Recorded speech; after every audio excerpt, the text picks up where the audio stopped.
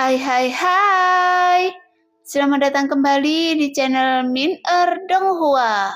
Kali ini kita akan melanjutkan cerita Donghua, Apu Tesis.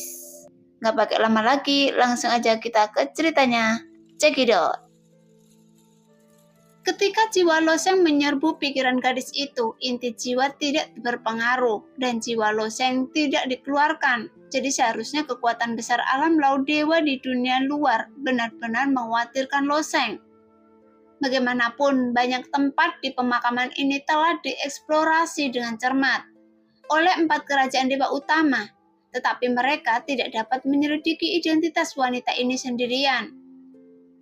Meskipun dia dapat berbicara, namun jika dari suara wanita ini tidak memungkinkan bagi orang untuk mengevaluasi kehidupan dan kematian. Ketika Loseng muncul, dia menghancurkan peti mati kristal. Itu pasti sebuah petualangan untuk menempati tubuh wanita ini. Hanya saja wanita ini telah dikurung di sini selama bertahun-tahun yang tak terhitung jumlahnya. Jadi masuk akal dia adalah orang yang kuat di alam dewa. Jika tidak, maka umurnya telah lama habis. Karena setelah mengalami 5 kemunduran surga dan manusia, dia masih tidak bisa lepas dari kematian. Meskipun kekuatan besar yang tak terhitung jumlahnya di dunia tidak bisa lepas dari batasan umur panjang, tapi panjangnya berbeda. Jadi, mengambil resiko itu sangat berharga. Pada saat itu, Kaisar Perang Tian Feng, Zhou Huang, dan Kaisar Perang Dayu semua ingin mencobanya, tetapi mereka dikalahkan oleh Loseng. Setelah melihat Loseng melarikan diri ke dalam tubuh ini, tiba-tiba tidak ada gerakan sama sekali, sehingga membuat semua orang khawatir. Jadi mereka ingin mencari tahu apa yang terjadi. Oleh karena itu, beberapa master alam laut dewa yang baru menempati tubuh mayat, mereka mendekati satu demi satu. Sekarang orang kuat di alam laut dewa yang paling dekat dengan tubuh wanita itu hanya berjarak beberapa kaki. Saat dia melihatnya dari jarak dekat, mata gadis itu tiba-tiba terbuka. Bagaimanapun reaksi orang-orang kuat di alam laut dewa juga sangat cepat. Belum lagi mereka juga menempati mayat beberapa orang kuat di alam laut dewa. Meskipun mayat-mayat itu ditutupi dengan benda mati, itu lebih dari cukup untuk mengerahkan ke-6 inderanya atau 7 tingkat kekuatan melalui inti jiwa. Namun, Master Alam Laut Dewa terdekat masih tidak dapat melarikan diri. Setelah matanya tiba-tiba terbuka, pupil emas itu seperti mata yang menyala cahaya emas. Dan di bawah cahaya keemasan ini, orang kuat di alam laut dewa di depannya tiba-tiba meledak dan melolong kesakitan. Segera lapisan retakan mulai muncul di permukaan mayat yang ditempati oleh orang kuat besar alam laut dewa itu. Seolah-olah ada retakan yang tak terhitung jumlahnya, seperti di daratan kering. Lagi pula, mayat-mayat ini telah disimpan setidaknya selama 10.000 tahun. Jadi darah di dalam tubuh mereka telah lama mengering, sehingga tidak ada darah yang keluar ketika mayat tersebut hancur. Namun di bawah kehancuran ini, jiwa orang kuat di alam laut dewa juga terluka parah karena dipaksa keluar dari mayat tersebut, yang membuat jiwanya melolong kesakitan.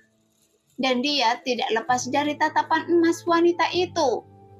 Seharusnya jiwa dari alam roh juang sangat kuat, tapi di bawah cahaya kemasan ini, jiwa orang kuat itu dengan cepat mulai hancur.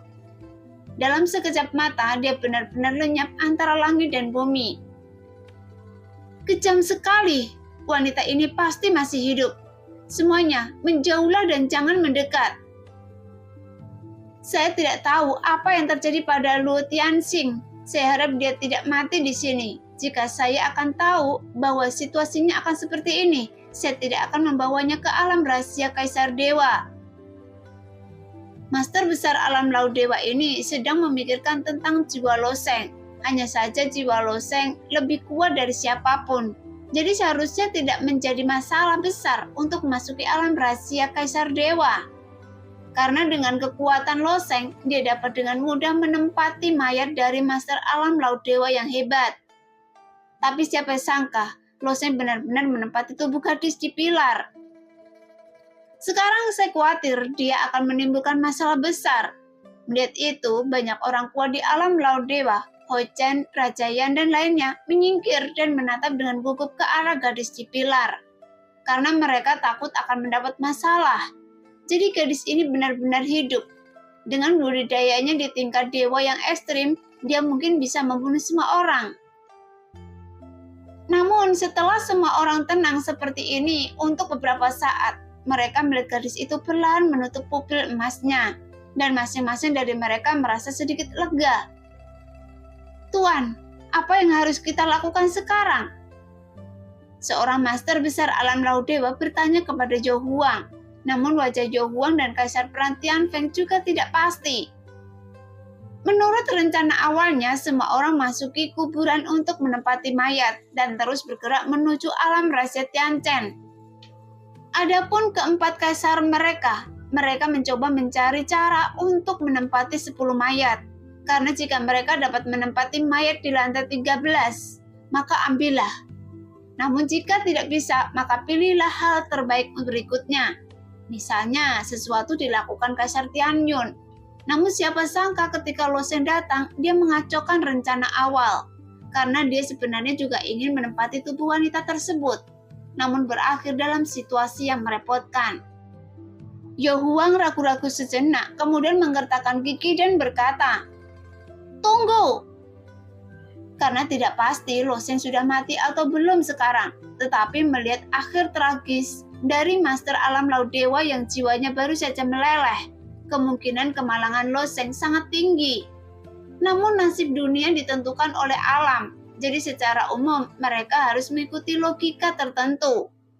Lagi pula, Lo Sheng memiliki keberuntungan yang sangat kuat. Belum lagi dia juga telah membuka teratai Mahayana. Orang yang sangat beruntung tidak akan pernah jatuh ke dunia yang lebih rendah. Dia harus membawa misi yang lebih kuat di panggung dunia yang luas. Jadi Zhou Huang memutuskan untuk menunggu dan melihat. Meskipun kekuatan pengorbanan darah di Laut Suci Tianyun secara bertahap akan pulih seiring berjalannya waktu, setidaknya masih ada beberapa hari, jadi tidak terlalu mendesak. Jadi semua orang hanya bisa menjaga jarak tertentu dari gadis si pilar batu dan menunggu dengan tenang. Di dunia di dalam tubuh, semburan kilat dan guntur berayun ke lautan energi sejati. Namun wanita ini tidak menunjukkan banyak kebencian terhadap Lo Sheng.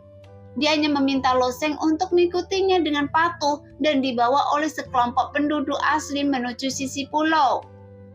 Segera Lo Sheng melihat suku yang sangat primitif, tetapi suku ini memiliki populasi yang besar.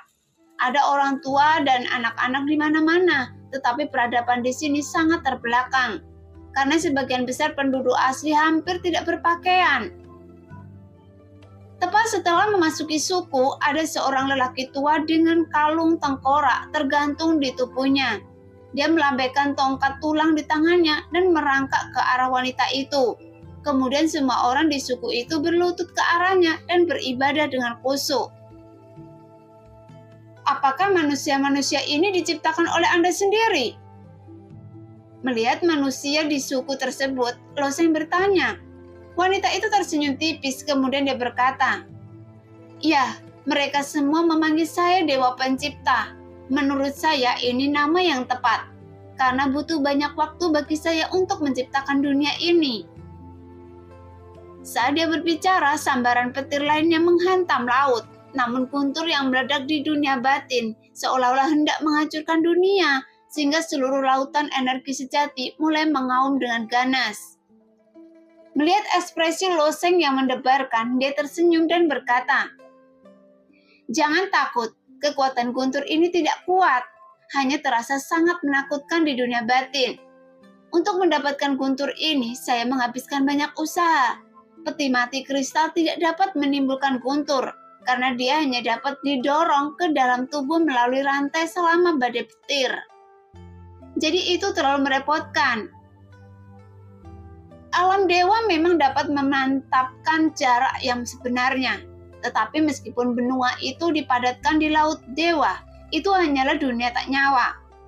Jika Anda ingin mengisi tubuh Anda dengan kehidupan, Anda hanya dapat mengeluarkan guntur untuk terus mengalahkannya, sehingga beberapa kehidupan tingkat rendah perlahan-lahan akan terbentuk di lautan esensi sejati. Namun, kehidupan akan berkembang secara perlahan dan proses ini seringkali memerlukan waktu ratusan, ribuan, atau bahkan puluhan ribu tahun agar dapat membuahkan hasil. Saya membutuhkan waktu 120.000 tahun untuk mengolah pulau ini dan berbagai makhluk di dalamnya. Desa wanita itu pelan. 120.000 tahun? Sangat sedikit. Losen tercengang, karena kecepatan ini jauh lebih lambat dari yang dia bayangkan. Wanita itu tersenyum tipis dan menggelengkan kepalanya. Anda tidak mengerti. Pengembangan dunia di dalam tubuh dilakukan secara bertahap. Mungkin diperlukan waktu 100.000 tahun dari lahirnya dunia hingga lahirnya makhluk pertama. Tapi peradaban ini telah tumbuh lebih kuat. Sebenarnya hanya butuh beberapa ribu tahun untuk bangkit. Jadi begitu. Losen berkedip dan dia tidak merasakan terlalu banyak kebencian dari wanita ini. Jadi dia bertanya lagi dengan hati-hati. Tapi, apa tujuan mengunci saya di sini? Siapa sangka wanita itu tersenyum tipis dan berkata, membosankan sekali menciptakan dunia sendirian. Bukankah menyenangkan jika Anda tinggal di sini dan berkreasi bersama saya? Dia awalnya ingin mengatakan itu adalah lelucon, tetapi dia menahannya. Setelah memikirkannya, Losen menjawab, jiwa saya keluar dari tubuh, dan tubuh saya masih di luar, dan jiwa saya hanya bisa keluar dari tubuh untuk beberapa hari. Jika jiwa saya keluar memakan waktu lama, maka hubungan antara jiwa dan tubuh akan terputus, dan saya mungkin akan mendapat masalah. Siapa sangka wanita itu cemberut dan berkata, apa gunanya? Jiwa dan raga saya juga sudah kehilangan kontak. Lihat, raga saya masih hidup dan sehat, dan jiwa saya juga hidup dan sehat. Saya punya cara untuk mewujudkan jika Anda menjadi abadi. Metode ini diturunkan dari klan jiwa. Apakah Anda ingin saya mengajari Anda?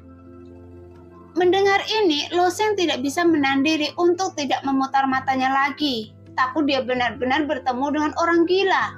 Tapi hal baiknya adalah orang gila ini tidak langsung membunuh siapapun. Jika tidak, dengan kekuatannya, dia mungkin bisa menghancurkan jiwanya dalam sekejap. Namun yang menjadi masalahnya adalah, jika dia benar-benar dipenjara di sini olehnya, situasinya akan cukup merepotkan.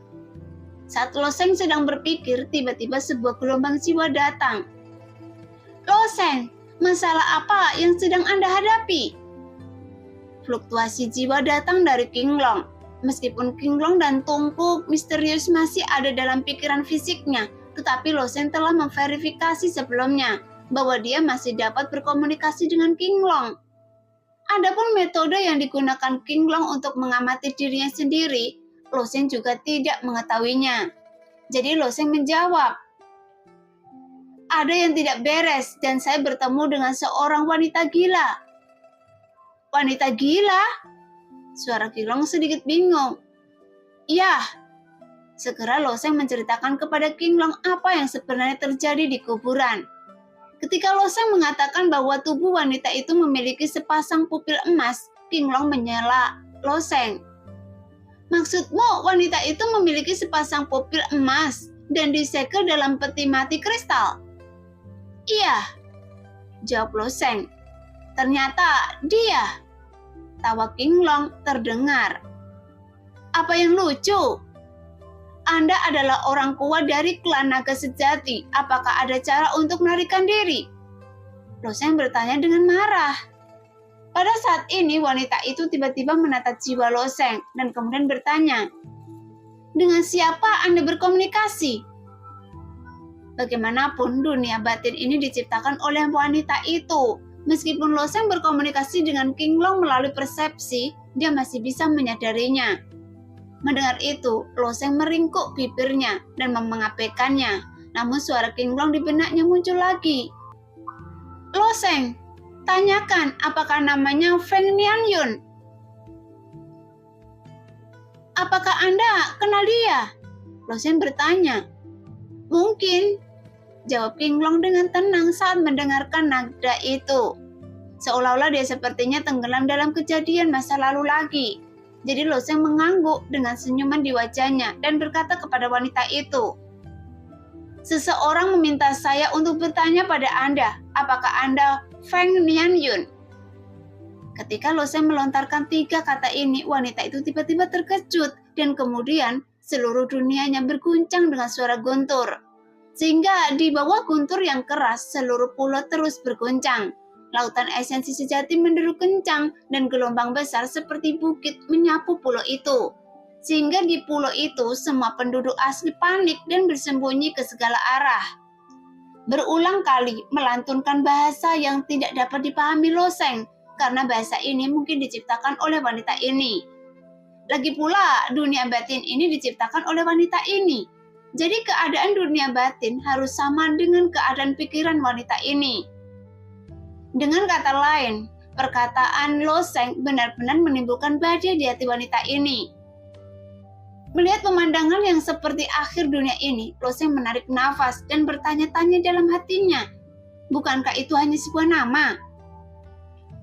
Siapa? Siapa yang memberitahu Anda nama saya? Feng Nianyun bertanya sambil menatap Lo Sheng. Namun sebelum Lo Sheng dapat berbicara, King Long sudah berbicara.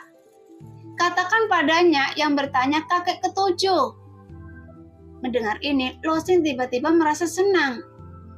Tidak, apakah itu cucu Anda? Lagi pula King Long adalah naga sungguhan, tetapi wanita ini bukanlah naga sungguhan. Namun Lo Sheng juga mendengar setelah binatang itu tumbuh hingga tingkat tertentu, dia memang bisa berubah menjadi bentuk manusia. Jadi, apakah ini berarti Feng Nianyun juga naga sungguhan? Pada saat ini wanita itu menatap Lo Sheng dengan mata menyala dan bertanya lagi.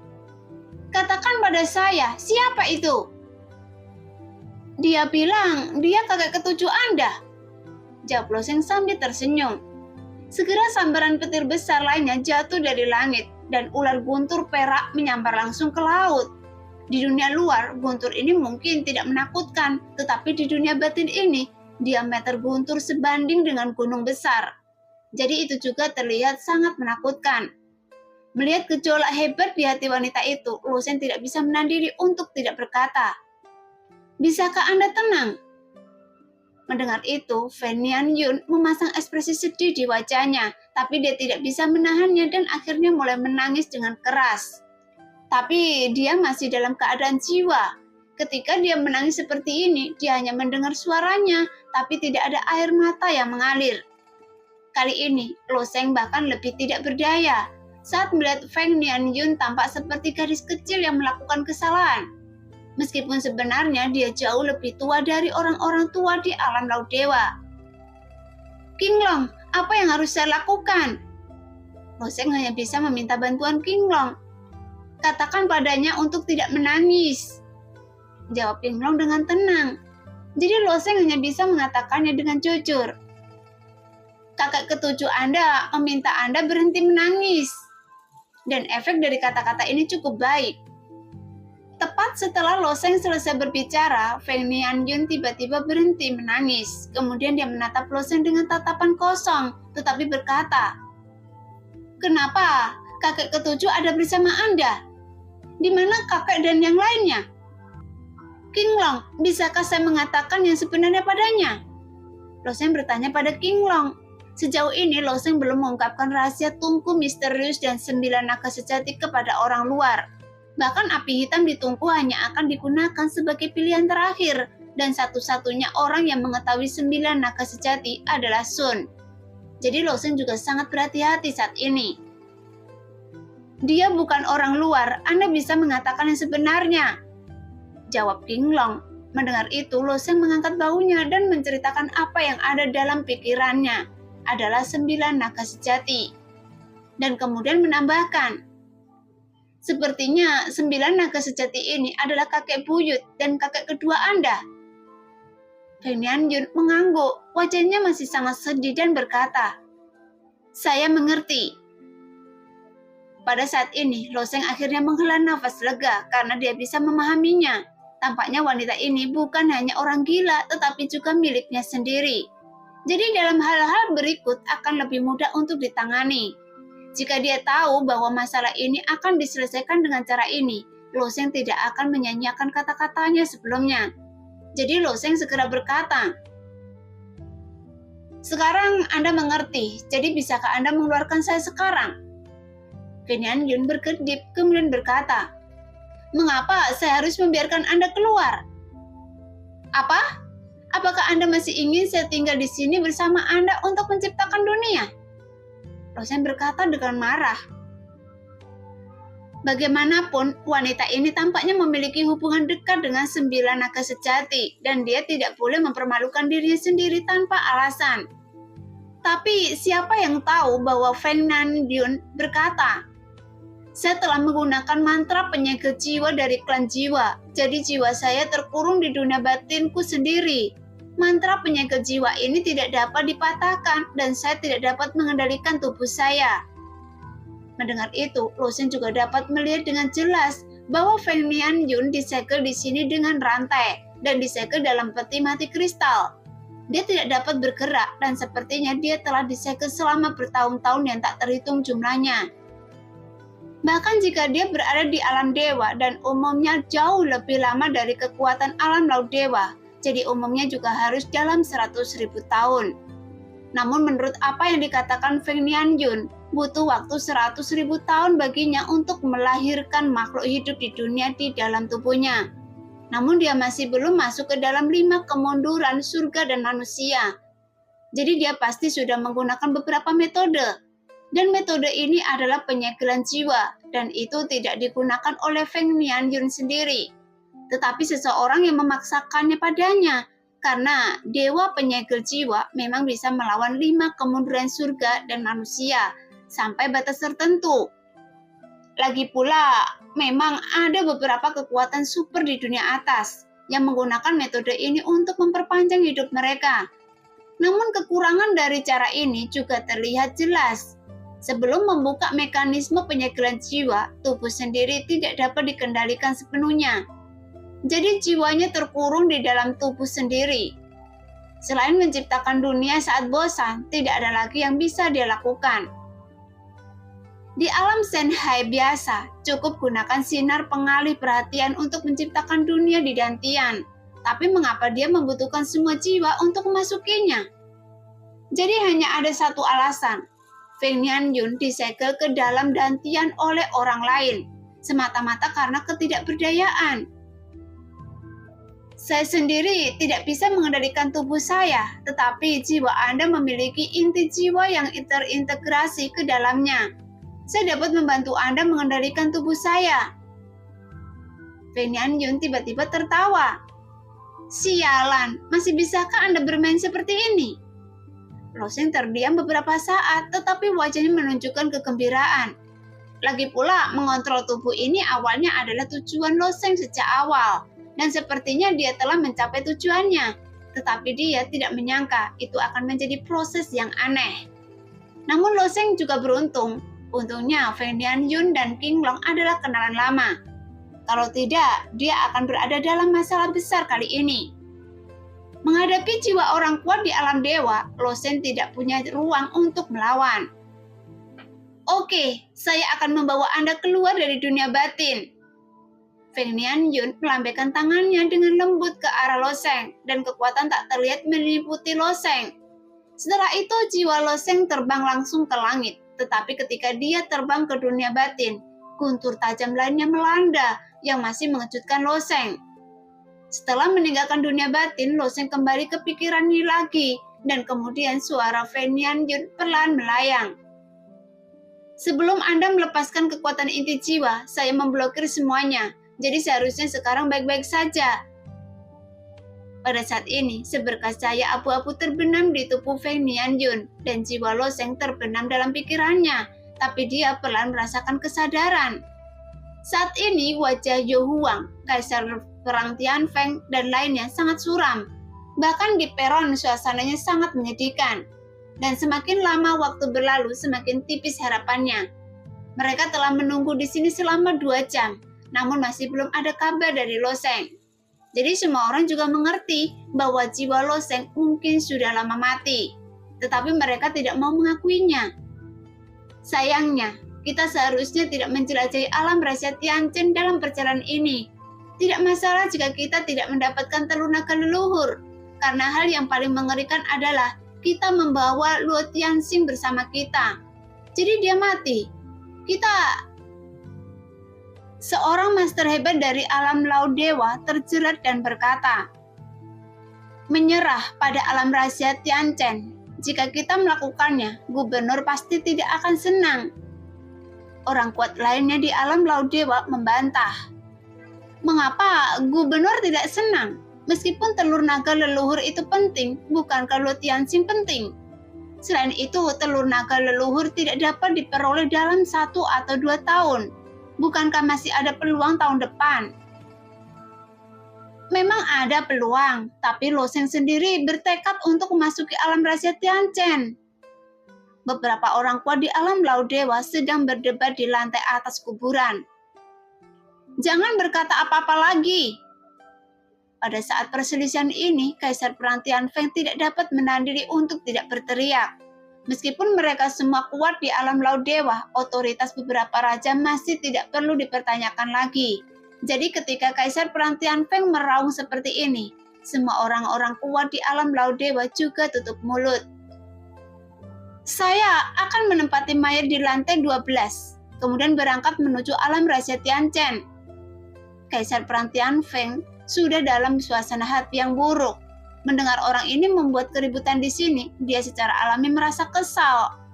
Setelah mendengar ayahnya berkata bahwa dia akan pergi, Ho Yun-er berkata, "Ayah, bagaimana kalau kita menunggu lebih lama lagi?" Meskipun Ho Yun-er menempati tubuh orang lain, Kaisar Perang Tianfeng masih bisa memahami kesedihan dalam hatinya. Jadi dia menghela nafas panjang. "Yun-er, saya khawatir Lo Sheng sudah jatuh." Meskipun semua orang tidak tahu apa yang terjadi dengan tubuh fisik wanita itu, orang kuat di alam laut dewa yang baru saja meninggal telah menjelaskan semuanya.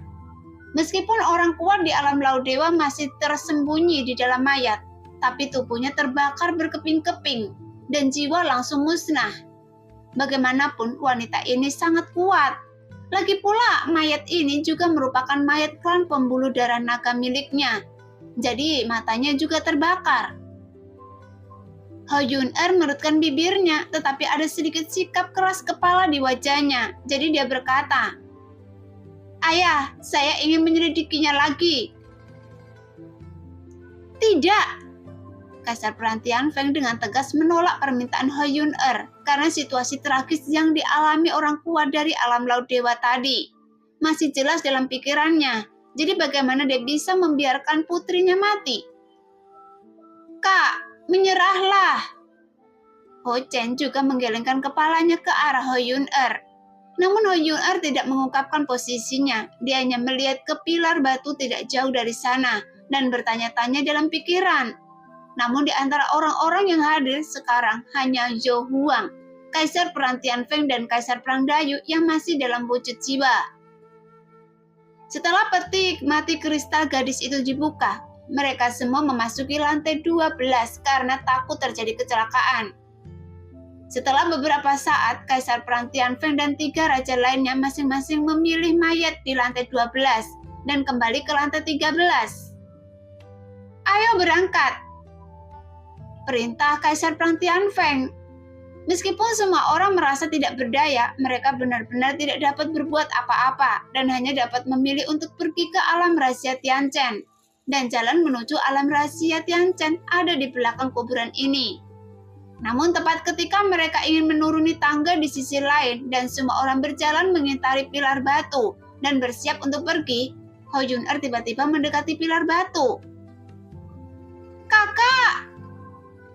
teriak Ho Chen saat melihat adegan ini, karena tindakan Ho Yun-er segera membuat khawatir orang-orang kuat di alam laut dewa di depan mereka.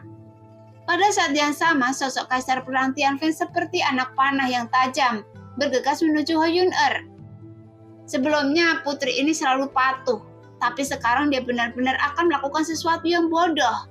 Meskipun mereka tidak tahu apakah Lo Sheng sudah mati atau belum. Tapi setidaknya Ho Jun-er pasti akan mati jika dia mendekati tubuh wanita itu. Namun Ho Jun-er hanya merasa menyesal di dalam hatinya. Dia merasa Losen tidak bisa mati di sini. Adapun misteri wanita ini, dia sangat ingin memahaminya. Jun-er, berhenti! Kaisar Perang Tianfeng meraung, tapi menghadapi auman ayahnya, Ho Jun-er menutup telinga, tetapi berdiri di depan wanita itu dan bertanya dengan tenang. Apa yang Anda lakukan pada Lu Tianxing? Melihat adegan ini, Kaisar Perang Tianfeng dengan marah memarahi putrinya karena terlalu naif. Tetapi wanita itu sepertinya tidak membuka matanya, berharap dia akan melepaskan Ho Jun-er. Pada saat ini, Kaisar Perang Tianfeng hanya berjarak 2 atau 3 kaki dari Ho Jun-er. Sedangkan para orang kuat di alam laut dewa lainnya, mereka semua berbalik dan mengikuti Kaisar Perang Tianfeng.